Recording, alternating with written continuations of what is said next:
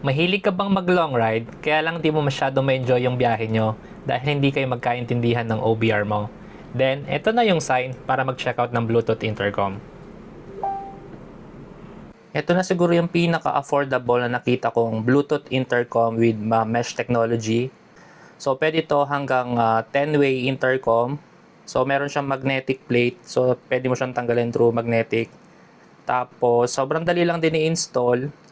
Tapos, one-click pairing din. Ang kinagandahan dito, so maliban sa nakakapag-music ka, music sharing, eh pwede rin sabay na yung intercom function niya. So, habang nag-uusap kayo ng OBR mo, ay nakikinig kayo ng music, pwede yon sabay.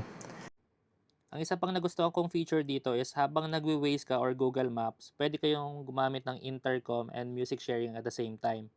Tapos regarding battery capacity, nag-ride kami ng 7 hours. Ang na-consume mo na battery is around 30% lang.